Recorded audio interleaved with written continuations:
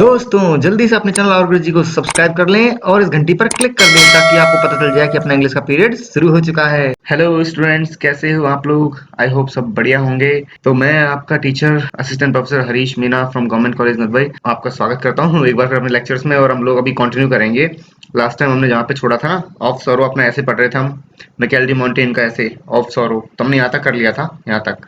इसको बेसिकली अब यहाँ से कंटिन्यू करेंगे हम लोग, ठीक है? तो चलो स्टार्ट करते हैं, मतलब कंटिन्यू करते हैं बिना कोई टाइम वेस्ट किए। तो thereby to express that melancholic dumb and deep stupefaction which benumbs all our faculties when oppressed with accidents greater than we are able to bear and incidents the violence and impression of an excessive grief must be necessity astonish the soul and wholly deprive of our ordinary functions। तो देखो इसमें sentence काफी लंबे लंबे हैं, उससे confusion की जरूरत नहीं है, थोड़ा थोड़ा लेके पढ़ो, ठीक है? तो ये जिस तरह से बताया जा रहा है कि thereby to express that melancholic dumb and deep stupefaction, यानी कि सौरों की वजह से क्या हो जाता है। सौरों का बताना है कि देखो, जैसे इंसान अवसाद में मतलब सौरों में दुख में आता है तो क्या होता है, मेलैंकोलिक दुख भरा, डम्ब जैसे इंसान गूंगा हो जाए, डीप जैसे बहरा हो जाए, स्टुपेफैक्शन स्टुपेफैक्शन होता है कि ऐसी अवस्था इसमें आप थोड़े से बेहोश टाइप के हो जाए, तो है ना। यानी सौरों क्या करता है, जो एक्चुअली अचानक आपको दुख महसूस हुआ तो आप उस एक तरह दुख को व्यक्त करने, आप कैसे हो जाते हो, व्यक्त को कर नहीं पाते हो, आप डम्ब हो जाते हो, डीफ हो जाते हो, आप स्टूपिफाई हो जाते हो, सकते हो बेहोश से हो रहे हो। और आपकी जो सारी फैकल्टीज है, फैकल्टीज मतलब सेंसेस, इंद्रियां, वो कैसे होती हैं, बीनम्ब हो जाती हैं, वो सुन्न हो जाती हैं बिल्कुल, ठीक है। When oppressed with accidents greater than we are able to bear, ऐसा कब होता है, जब ऐसी घटनाएं हो जाए, एक्सीडेंट मतलब ऐसी घटनाएं हो जाए जो आपके सहन करने की क्षमता से बड़ी हो, यानी ऐसा दुख मिल जाए जो आपकी सहन मतलब बियर करने की जो क्षमता होती है ना, सहन करने की क्षमता उससे ज्यादा बड़ी हो जाए, तो आपकी सारी फैकल्टीज सुन्न हो जाती हैं, आपके सारे सेंसेस, इंद्रियां सब सुन्न हो जाते हैं, आप ऐसा महसूस करते हैं आप गूंगे बहरे बेहोश होने वाले हो, बिल्कुल वैसी कंडीशन हो जाती है। And indeed the violence and impression of an excessive grief must of necessity astonish the soul. और देखो जो सीधी सी बात है, जो हिंसा और इंप्रेशन, वायलेंस एंड इंप्रेशन मतलब कहने का मतलब जो दुख है, दुख आपके ऊपर वार करता है एक तरीके से ना, आपके ऊपर अटैक करता है दुख। तो जैसे ही दुख आपको महसूस होता है, दुख मिलता है लाइफ में, तो उसका जो इंप्रेशन होता है वो मतलब इतना भयंकर होता है। Excessive grief must be necessity astonish the soul, आपकी जो आत्मा है ना, आत्मा क्या हो जाती है, एकदम चकित हो जाती है, एस्टोनिश द सोल इज, एक तरह से सरप्राइज्ड, वो सरप्राइज हो जाती है। और इस हद तक हो जाती है, मतलब जो दुख मिला है, उस दुख का जो हमला है ना आपके ऊपर, वायलेंस एंड इंप्रेशन, जो असर है उसका, जो वार है उसकी हिंसा है ना आपके ऊपर, वो ऐसी होती है कि आपकी जो आत्मा होती है ना, वो एक तरह से चकित हो जाती है and Holi deprive of her ordinary functions. और जो पूरी आत्मा के जो फंक्शंस होते हैं, क्रियाकलाप होते हैं ना, जो सारे फंक्शंस, वो उन सबसे रहित हो जाती है। मतलब एक तरह से आत्मा, बोलते हैं ना कि आत्मा एक तरह से सारथी है बॉडी का, बोलते हैं ना ड्राइवर है बॉडी को चलाने के लिए, सोल ड्राइवर है एक तरीके से। तो वो ड्राइवर ही एक तरीके से अपनी सारी सोच समझ खो देता है, तो इंसान की बॉडी भी सारी सोच समझ खो देती है, यानी कि उसको सारे फंक्शंस काम करना बंद हो जाते हैं बॉडी के। बोलते हैं ना बहुत बार ऐसा दुख मिला कि वो तो बिल्कुल हिल ही नहीं पाया, वहीं पे बोलते हैं कि या तो अटैक आ जाता है इंसान, वो खत्म हो जाता है, या फिर एकदम स्टोन डेड, या फिर कोमा में चला जाएगा। मतलब जो भी कंडीशन, ऐसी कंडीशन आ जाती है कि इंसान कुछ करने लायक रहता नहीं है। तो उसी के लिए बोल रहा है कि आत्मा के ऊपर जब ये सौरो अटैक करता है ना, तो आत्मा एकदम चकित जाती है, सरप्राइज जाती है, और इस हद तक सरप्राइज जाती है कि उसके सारे ऑर्डिनरी जो फंक्शन होते हैं ना, वो काम करना बंद कर देते हैं। As it happens to every one of us who upon any sudden alarm of very ill news find ourselves surprised, stupefied and in a manner deprived of all power of motion। देखो, और ये सबके साथ होता है, it happens to every one of us, हम सबके साथ ऐसा होता है कि जिनको भी ऐसी सडन अलार्म ऑफ वेरी इल न्यूज, अचानक ऐसी बुरी खबर मिले, मतलब सडन अलार्म ऑफ वेरी इल न्यूज, मतलब अचानक हम सबको अगर कोई बुरी खबर मिलती है, तो क्या होता है, हम खुद को कहां पाते हैं, फाइंड आवरसेल्फ सरप्राइज, हम खुद को सरप्राइज पाते हैं, हम एकदम चकित हो जाते हैं, सरप्राइज हो जाते हैं, स्टूपिफाइड होता है, हम ऐसे फील करते हैं जैसे कि हमारे अंदर सेंसेस ही नहीं बचे, हम बेहोश हो रहे हैं, ठीक है। And in a manner deprived of all power of motion, और हमारे सारे क्रियाकलाप करने के, यानी कि हरकतें करने की, मोशन की जो सारी पावर होती है ना, वो डिप्राइव हो जाती है, मतलब हमसे चली जाती है, जैसे यानी हम कोई काम ही नहीं कर पाते, हमारे हाथ पैर काम करना बंद कर देते हैं। मोशन, मोशन मतलब हिलना, हिलना डुलना। तो हमारा जो शरीर है वो सारे मोशनों से रहित हो जाता है एक तरीके से। So that the soul beginning to vent itself in tears and lamentations, और इस तरीके से जो हमारी सोल है, जो हमारी आत्मा है ना, वो beginning to vent itself in tears and lamentations, वो आंसू बहाना शुरू करती है और विलाप करना शुरू करती है। Seems to free and disengage itself from the sudden operation, ऐसा क्यों करती है, खुद को फ्री करने के लिए, खुद को डिसएंगेज मतलब अलग करने के लिए सौरों से, किससे, सडन ऑपरेशन, जो अचानक उसके ऊपर जो अटैक हुआ है ना, उसके ऊपर जो हमला हुआ है सौरव का, उस हमले की वजह से पूरी आत्मा जकड़ गई है, वो कुछ भी करने लायक नहीं रही है, बॉडी एकदम फेल हो गई है, आत्मा की सारे एक्टिविटीज खत्म हो गई हैं। तो वो कब वापस से आत्मा होश में आएगी? जब वो आंसू निकलेंगे शरीर में से, बॉडी में से, आंखों में से आंसू निकलेंगे और एक तरीके से वो अपना विलाप करेगी। यही तो एग्जाम्पल पहले आए थे कि जो हमने दो एग्जाम्पल दिए थे कि राजा था, हार गया था, बेटी मतलब इधर नौकरों की तरह काम कर रही थी, एक तरह से मतलब प्रिजनर की तरह, बेटे को सामने मरवा दिया, परंतु वो बिल्कुल रोया नहीं। क्यों? क्योंकि पहले एकदम सरप्राइज हो गई सोल, बिल्कुल ऐसी हो गई कि भाई अब क्या करें, क्या किया जाए।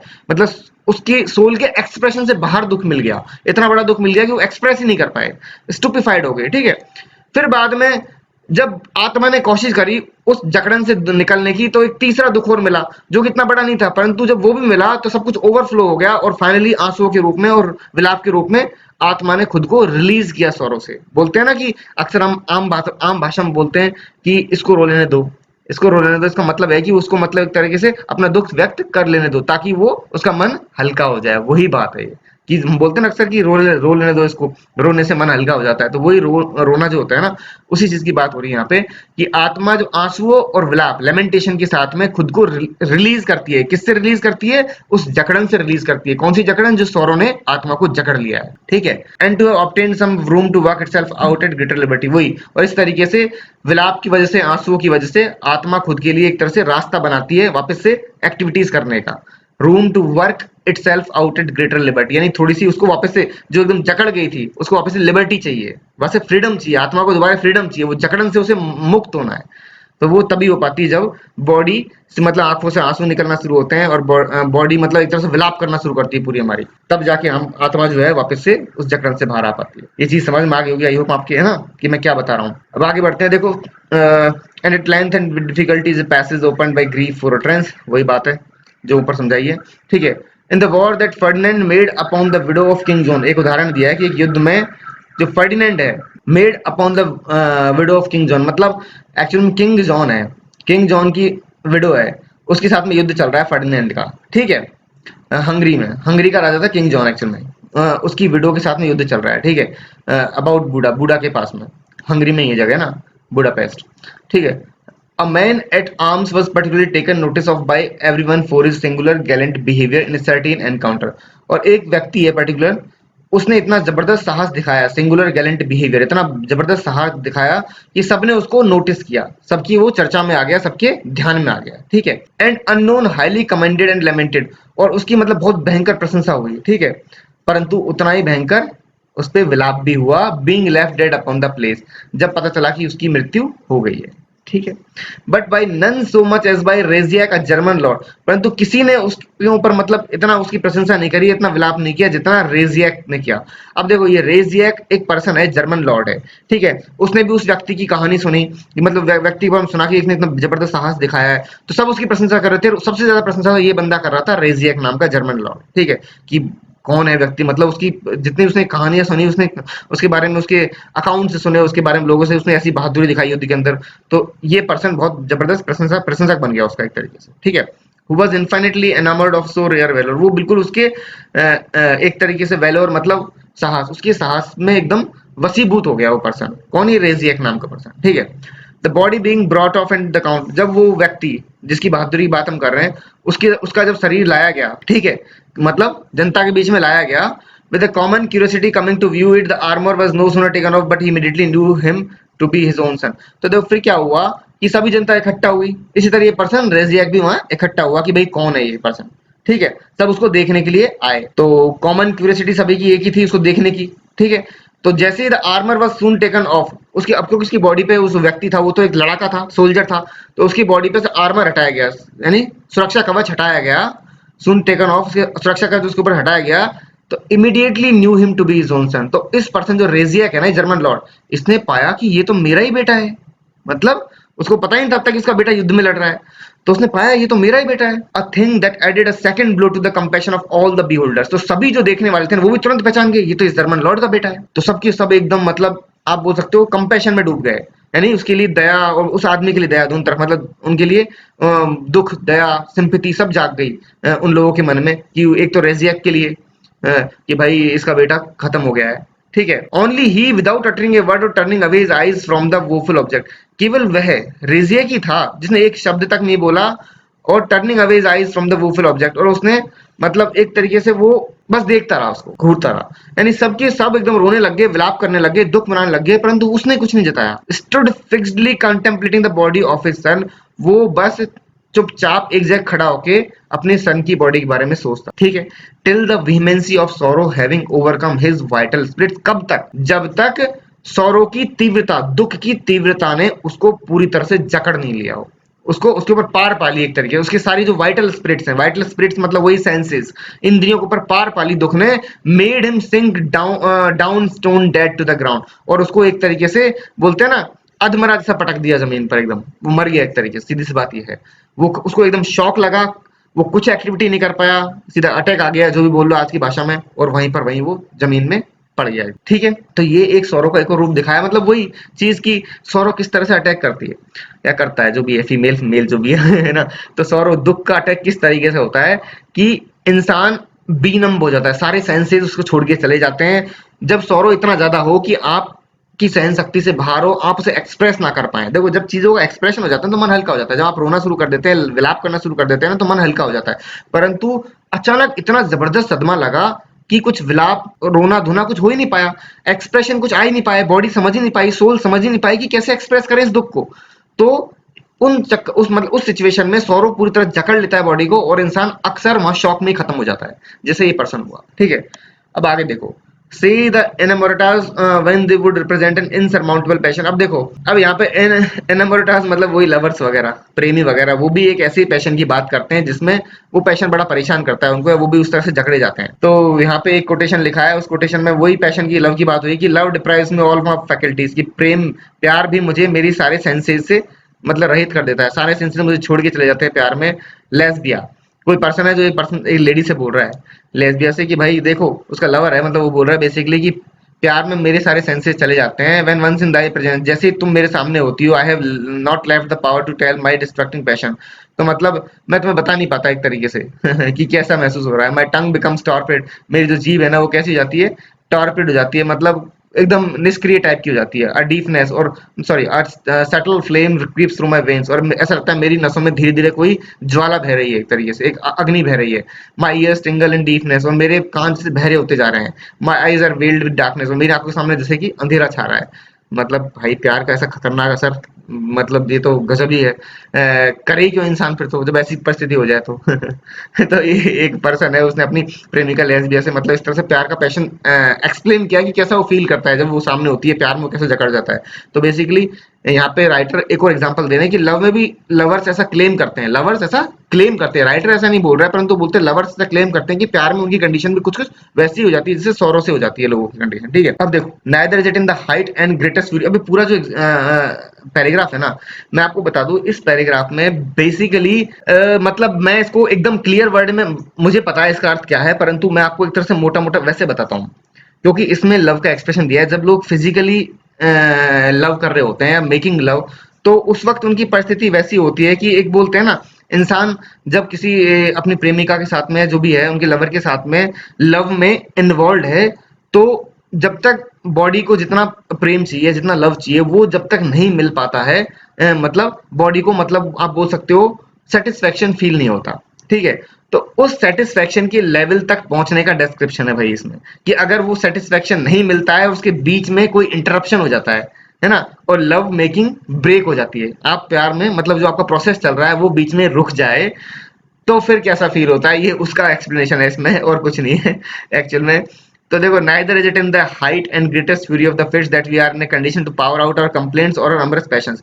यानी कि जब इंसान प्यार के चक्कर में पड़ा हुआ होता है, या फिजिकल लव बना रहा होता है, कर रहा होता है, तो ना वो कोई शिकायत कर पाता है, ना तो इस कंडीशन में होता है कि वो कोई कंप्लेन कर पाए, क्योंकि ग्रेटेस्ट फ्यूरी ऑफ फिट्स, मतलब उस वक्त वो उसी तरह के पैशन में मतलब बोल सकते हैं जकड़ा हुआ होता है, जैसा पैशन, मतलब आप कह सकते हो दुख से जैसा इंसान हो जाता है ना, स्टूपिफाइड टाइप का, बेहोश टाइप का, बीनम सुन्न जैसा, कुछ कुछ वैसा ही प्यार करते वक्त भी इंसान फील करता है वैसा, कि वो ना कोई कंप्लेन कर पाता है, ना कुछ नहीं, और बस एक तरह से बीनम भी टाइप का हो जाता है।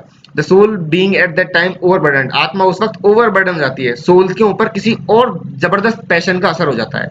And labouring with profound thoughts, और एक बहुत मतलब बहुत तरह के विचार आ जाते हैं दिमाग में। And the body dejected and languishing with desire, और बॉडी जो होती है ना वो एक तरह से इच्छा के वसीभूत के अंडर में होती है, यानी फिजिकल लव करने की जो इच्छा है ना उसके अंडर में कंट्रोल में होती है, dejected and languishing with desire and thence it is thus that sometimes proceed those accidental impotencies that so unseasonably surprise the lover. और उस कंडीशन में अगर ऐसे एक्सीडेंट हो जाए, मतलब ऐसी घटनाएं हो जाए कि लवर एकदम सरप्राइज हो जाए, कहने का मतलब है या तो वो अपनी लव मेकिंग प्रोसेस को कंप्लीट ना कर पाए, या कुछ ऐसा हो जाए कि वो एकदम सरप्राइज हो जाए और उसका जो लव मेकिंग प्रोसेस है वो ब्रेक हो जाए, and that frigidity which by the force of an immoderate ardor seizes them even in the very lap of friction।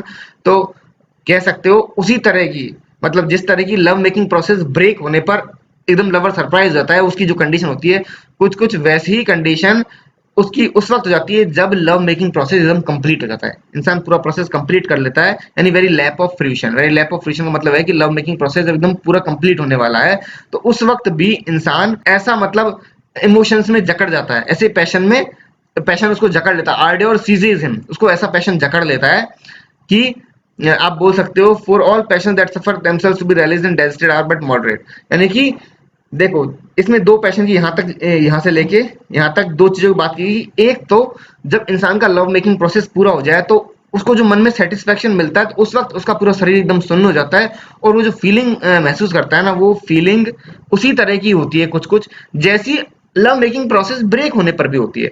बस वो है उस वक्त वो सरप्राइज हो जाता है, एकदम सरप्राइज हो जाता है कि भाई, सरप्राइज ऐसे हो जाता है कि एक प्रोसेस में लगा हुआ है, अचानक वो लव मेकिंग प्रोसेस बीच में ब्रेक हो गया, पर्सन इरिटेटेड हो जाएगा, एकदम सुन्न हो जाएगा, उसकी बॉडी कुछ टाइम के लिए रिएक्ट करना बंद कर देगी, और एक प्रोसेस पूरा हो जाता है तब भी वो सरप्राइज होता है, परंतु उस वक्त सेटिस्फेक्शन लेवल होता है और बॉडी उस वक्त भी कुछ करने की कंडीशन में नहीं होती है। तो ये जो पूरा है ना, ये थोड़ा सा आप बोल सकते हो उस तरह का है एक्सप्रेशन, मतलब इसको एकदम एग्जैक्ट वर्डों में मैं एक्सप्लेन करूंगा तो मुझे भी थोड़ा सा ऑकवर्ड फील हो रहा होगा और आपको भी। बाकी मैंने मोटी मोटी चीज आपको बता दी कि एक्चुअल में लव मेकिंग प्रोसेस की बात हो रही है इसमें, कि दो तरह की परिस्थितियां हैं, फिजिकल लव ब्रेक हो गया, प्रोसेस पूरा नहीं हुआ, और फिजिकल लव पूरा हो गया। दोनों कंडीशन में बॉडी जो होती है ना इंसान की, वो थोड़ी सी सुन्न हो जाती है, एक रिलैक्स्ड मोड में चली जाती है। एक में तो ऐसी होती है कि भाई थोड़ा इरिटेटेड रिलैक्स मतलब इरिटेटेड हो जाती है बॉडी, कुछ करने के लायक नहीं होती, और एक में रिलैक्स्ड मोड में भी कुछ करने लायक नहीं होती बॉडी। तो ये दोनों कंडीशन होती है, परंतु राइटर अपना व्यू रख रहा है कि for all passion that suffer themselves to be realized and digested are but moderate. इन सभी पैशन से इंसान सफर कर रहा है, इनको आनंद ले रहा है इसका, है ना, तो इसका मतलब ये है कि ये सब पैशंस मॉडरेट हैं, यानी कि सौरों के सामने कुछ भी नहीं है। लवर्स बोलते हैं कि भाई सौरों जैसा इफेक्ट हमारी बॉडी पे लव मेकिंग के दौरान भी होता है, परंतु राइटर इस बात से इत्तेफाक नहीं रख सकता, वो इस बात से सहमत नहीं है। वो बोल रहा है कि जो पैशन आप एंजॉय कर रहे हो, रैलिश कर रहे हो और पचा पा रहे हो उस पैशन को, मतलब आपके कंट्रोल में है, वो पैशन तो मॉडरेट ही है।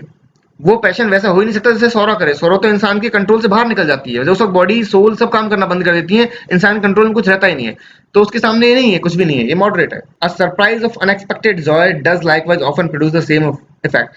अब एक और उदाहरण दिया जा रहा है कि अचानक इंसान को बहुत ही अप्रत्याशित जॉय मिले, यानी ऐसा ऐसा आनंद मिले जिसकी उसने एक्सपेक्टेशन नहीं करी है, उम्मीद नहीं लगाई है, उस कंडीशन में भी वो सौरो वाला इफेक्ट होता है। ये चीज तो बिल्कुल करेक्ट है। देखो कैसे, उदाहरण आगे बताया जाएगा कि देखो, besides the example of Roman lady, एक रोमन लेडी है, उसका उदाहरण दिया जा रहा है, ठीक है, कि who died for joy to see her son safe return from the defeat of Cannae. यानी वो रोमन लेडी की डेथ हो जाती है कब, देखो उसके बेटे युद्ध में गया हुआ था, कैनई के युद्ध में हार जाता है, तो अब ऑब्वियस सी बात है, हारने के बाद में चिंता तो लगी होगी कि उसको पकड़ लेंगे, वो मार दिया जाएगा। तो वो लौट के जब सेफ वापस घर आ जाता है ना, तो उस रोमन लेडी की खुशी इतनी ज्यादा होती है कि वो खुशी के मारे ही मर जाए। तो बताओ, मतलब जॉय में भी इंसान मर सकता है, इतना सरप्राइज हो जाए, ठीक है। अब और एग्जांपल देखो, एंड ऑफ सोफिकल्स एंड ऑफ डायनिसिस और द टायरेंट, ये और एग्जांपल है। देखो इसमें काफी हिस्टोरिकल और मिथिकल एग्जांपल्स मिलेंगे आपको, कि सोफिकल्स और डायनेसियस, ये ग्रीक स्कॉलर्स वगैरह ये सब थे, है ना, तो उनके वो भी इसी तरह की कंडीशन उनकी हुई। तो देखो उदाहरण दिया कि डिडरस सेकुलस हाउएवर टेल्स अस दैट डायनेसियस, ये डिडरस बताता है कि जो डायनेसियस था ना, was so overjoyed at the news that he made a great sacrifice upon it to the gods। मतलब इतना ज्यादा प्रसन्न हुआ एक न्यूज पर, एक खबर पे, कि उसने बहुत सारी सैक्रिफाइस दी, मतलब उसने बलियां दी, खुशी में भगवानों को बलियां चढ़ाई उसने, ठीक है। प्रिपेयर्ड समटियस फीस्ट, उसने दावत ऑर्गेनाइज करी लोगों के लिए, to which he invited all his friends, सारे दोस्त बुलाए, देयर इन ड्रैंक्स एक्सेसिवली, और मतलब सबने दारू पी जबरदस्त तरीके से, that it through him into a very bad distemper. इतनी ज्यादा खुशी मनाई कि उसकी जो मानसिकता थी ना, वो मतलब वो खुशी के अवसाद में डूब गया। मतलब मैं क्या बोलूं, वो ऐसी अवस्था में चला गया खुशी के मारे कि उसकी सोचने समझने की शक्ति चली गई एक तरीके से। हु डाइड ऑफ जॉय, और बाद में वो खुशी के मारे मर ही गया। मतलब इंसान को इतनी खुशी हो गई कि वो खुशी भी डाइजेस्ट नहीं कर पाया, बेसिकली खुशी भी नहीं पचा पाया अपनी लाइफ में, और वो प्रसन्नता से ही मर गया। And of Thalna. इसी तरह से एक और उदाहरण दिया थालना का। थालना कॉर्सिका में मर गया एक तरीके से। कैसे मर गया? जब उसने न्यूज पढ़ी of the honours the Roman senate had decreed in his favour. यानी रोमन सीनेट मतलब वही पार्लियामेंट में, रोमन पार्लियामेंट ने उसके सम्मान में एक तरीके सम्मान घोषणा की, मतलब कि थालना को सम्मान दिया जाएगा, है ना। उसके सम्मान में एक तरह से लॉ पास किया कि इसको सम्मान दिया जाएगा, ऑर्डर पास किया। तो वो जो ऑर्डर की न्यूज सुनी ना, पढ़ी उसने, तो वो कॉर्सिका में बैठा बैठा वहां खत्म हो गया। We have more ever one in our time. हमारे टाइम में अब जो राइटर है, मतलब 15-16 सेंचुरी की बात कर रहे हैं, जो राइटर उस वक्त के हैं 15-16 सेंचुरी के हैं मॉन्टेन, तो ये बता रहे हैं कि उस टाइम पर भी, वो हमारे टाइम में भी एक एग्जाम्पल है ऐसा ही। पोप लियो एक्स नाम से एक आदमी है, उसने क्या किया, उसको जब न्यूज मिली ना कि मिलान मिलान इटली में जगह है, कि मिलान को कैप्चर कर लिया गया है, तो क्योंकि वो बहुत दिली इच्छा थी उसकी कि मिलान को कैप्चर कर लिया जाए, जब उसको एक खबर मिली, a thing he had so ardently desired, ये ऐसी चीज थी जो उसने बहुत दिली इच्छा थी उसकी, मतलब उसने डिजायर की थी कि भाई मिलान को कैप्चर कर लिया जाए। तो जैसे ही उसको न्यूज मिली, was wrapped with so sudden and excess of joy that he immediately fell into a fever and died. तो वो इसको इतनी भयंकर प्रशंसा हुई, इतनी मतलब प्रशंसा मतलब इतनी भयंकर खुशी हुई कि वो तुरंत ही उसको बुखार चढ़ गया और वो खत्म हो गया, मर गया। And for a more notable testimony of the imbecility of human nature, तो आप बोल सकते हो कि मानव के मतलब इंसान के मूर्खता का एक और एग्जांपल देखो। अब ह्यूमन नेचर है, उसकी मूर्खता का एक और मतलब प्रमाण, टेस्टिमनी क्या है? It is recorded by the ancients. Ancients लोगों ने रिकॉर्ड किया है कि दैट डिडोरस द डायलेक्टिशियन, डिडोरस भी ग्रीक फिलोसफर वगैरह था, तो डिडोरस ग्रीक फिलोसफर था, उसने क्या किया, वो ऑन द स्पॉट मर गया, वो उस वक्त ही खत्म हो गया। क्यों खत्म हो गया? Out of an extreme passion of shame, उसको जबरदस्त शेम फील हुई। क्यों हुई? For not having been abled in his own school and in the presence of a great auditory to disengage himself from a nice argument that was propounded to him। क्योंकि वो एक discussion में लगा हुआ था, उस डिस्कशन में अपने मतलब खुद के लोगों के बीच में, अपने स्कूल के मतलब अपने सेम तरीके के लोग जो आपस में एक चीज को डिस्कशन कर रहे हैं, उनकी प्रेजेंस में बहुत सारे लोग देख रहे थे, सुन रहे थे, बहुत से बड़े बड़े विद्वान थे, उनकी प्रेजेंस में वो एक आर्ग्यूमेंट में डिसंगेज नहीं कर पाया, मतलब उस आर्ग्यूमेंट को टैकल नहीं कर पाया। सामने से किसी ने कोई हाजिर जवाबी दी, कोई आर्ग्यूमेंट किया उसके सामने, और उस आर्ग्यूमेंट को काट नहीं पाया वो, उसके पास में उसके काउंटर आर्ग्यूमेंट नहीं थे। तो उसको बहुत भयंकर सेम फील हुई, उसको इतनी शर्मिंदगी महसूस हुई कि मैं इतना बड़ा खुद को फिलोसफर मानता हूँ, या मैं इतना बड़ा पर्सन मानता हूँ खुद को, मेरी इतनी बड़ी मतलब रिस्पेक्ट है, प्रेजेंस है इन लोगों के बीच में, और मैं एक आर्ग्यूमेंट को काट नहीं पाया, उसका तोड़ नहीं बता पाया उस वक्त, उसको डील नहीं कर पाया, उसको काउंटर नहीं कर पाया, तो उसको शेम फील हुई और वो खत्म हो गया। एंड तो देखो, आई फॉर माई पार्ट, अब जो राइटर है वो बोल रहे हैं कि मैं जो खुद हूं ना, very little subject to these violent passions, मतलब मेरे ऊपर इन पैशंस का असर नहीं होता। ये जो सॉरो फियर, इसलिए हमने फियर पढ़ा था, तो उस वक्त भी राइटर बोलते हैं फियर से मतलब इतना इत्तेफाक नहीं रखते, फियर की परवाह नहीं करते, है ना। अब ये सॉरो के बारे में सेम चीज बोल रहे हैं कि जो मैं हूं ना, मैं एक्चुअल में little subject to these violent passions, मैं इन जो वायलेंट पैशन है, इस तरह के खतरनाक पैशन जो आपके ऊपर बॉडी के ऊपर कब्जा कर लेते हैं, अटैक करते हैं, मेरे ऊपर ये पैशन इतने असर नहीं करते, क्योंकि मतलब वो बोलते हैं मैं इनकी इतनी परवाह नहीं करता हूँ, सीधी सी बात है, तो मेरे ऊपर इनका इनका असर नहीं होता है। I am naturally of A stubborn apprehension, मैं एक तरह से पैदाइशी प्राकृतिक तौर पे जिद्दी हूँ, मैं एक तरह से जिद्दी स्वभाव का हूँ पैदाइशी तौर पे, which also by reasoning I every day harden and fortify, और शायद इसी कारण की वजह से बोल सकते हैं मैं प्रतिदिन कठोर होता जा रहा हूँ, या खुद को कठोर बनाता जा रहा हूँ। ये पैशन मेरे ऊपर दिन प्रतिदिन असर कम करते जा रहे हैं, मतलब मेरे ऊपर इनका इफेक्ट बहुत कम होता है। समझ गए? ऐसे कंप्लीट हो गया, मतलब लास्ट की में राइटर ने एक चीज बोली दी भाई कि ये चीजें मेरे ऊपर असर नहीं करती है, मैं इनसे इत्तेफाक ही नहीं रखता, मतलब सीधी सी बात है। लोग अक्सर सौरों से, फियर से, इन चीजों से ऐसे जकड़ जाते हैं कि वो खत्म हो जाते हैं, मर जाते हैं, कई बार दुख के मारे मर जाते हैं, कई बार खुशी के मारे मर जाते हैं, कई बार डर के मारे मर जाते हैं, परंतु मेरे ऊपर इन चीजों का असर नहीं होता। मैं इनको खुद को मतलब मैं इतना जबरदस्त मतलब बोल सकते हो जिद्दी हूँ पर्सन, उस तरह का मेरा नेचर है, चाहे वो पैदाइश नेचर मान लो, फिर बाद में धीरे धीरे मैंने उसको और डेवलप किया, उस पर प्रैक्टिस करी, मैंने खुद को और ज्यादा मजबूत बनाया, हार्डन बनाया, फोर्टिफाई किया खुद को, और धीरे धीरे मेरे ऊपर इन चीजों का असर होता ही नहीं है। तो राइटर ने खुद का एक तरह से व्यू पॉइंट रख दिया एंड में, तो आपको समझ में आ गया होगा। सौरव हमारा ऐसे, यहाँ पे बहुत सारे एग्जाम्पल है इसमें, ठीक है। तो ये ऐसे अपना कंप्लीट हो गया है। तो अब देखते हैं हम लोग एक क्वेश्चन क्रिटिकल एनालिसिस का बन सकता है, उसको हम देख लेते हैं। तो देखो ऐसे का क्रिटिकल एनालिसिस आ सकता है आपके। वैसे तो राइटिंग स्टाइल भी आ सकती है मोन्टेन की, परंतु वो मैं आपको पिछले ऐसे में समझा चुका हूँ, ऑफ फियर का देख लेना आप। तो क्रिटिकल एनालिसिस ऐसे का कैसे करेंगे, वही बेसिक तरीका हमारा, बहुत सिंपल तरीका। हम बेसिक इंट्रोडक्शन देंगे, ऑथर का इंट्रोडक्शन देंगे, ऐसे का इंट्रोडक्शन देंगे। ऑथर का तो इंट्रोडक्शन दे देंगे, मोन्टेन कौन था, कहाँ का था, ठीक है, वो चीजें, इसका लाइफ स्पैन ये था ये था। ऐसे का इंट्रोडक्शन ऐसे दे देंगे कि ऐसे, और इसके जो एसेइज नाम का जो कलेक्शन है ना, उसी का पार्ट है एक तरीके से, है ना। तो वहीं से ये ऐसे उठाया गया है।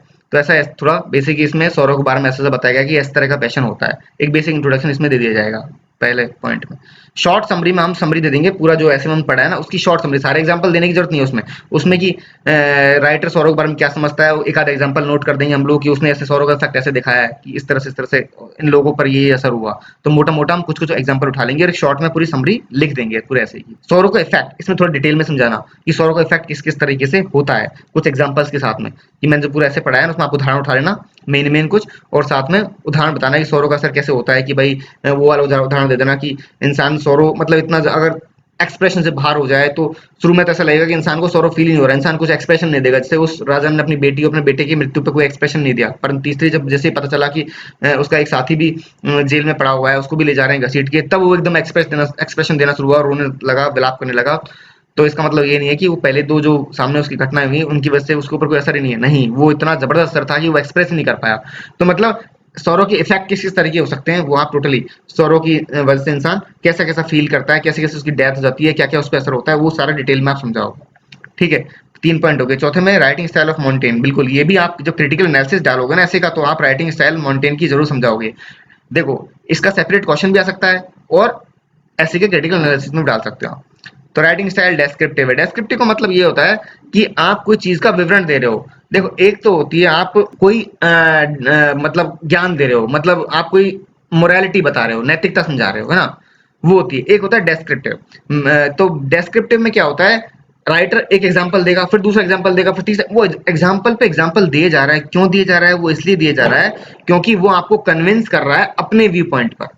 उसने एक व्यू पॉइंट रखा है कि सौरव का असर ऐसा होता है और वो आपको उस चीज के लिए मना रहा है, तो वो उदाहरण पर उदाहरण दिया जा रहा है। इसको डेस्क्रिप्टिव स्टाइल बोलते हैं कि वो एक आर्गुमेंट के बाद में दूसरा आर्गुमेंट, तीसरा आर्गुमेंट, हर बार लिंक पे लिंक किया जा रहा है, वो एक ही पॉइंट से मतलब कनेक्टेड, वो एक के बाद एक आर्गुमेंट रख रहा है आपको मनाने के लिए।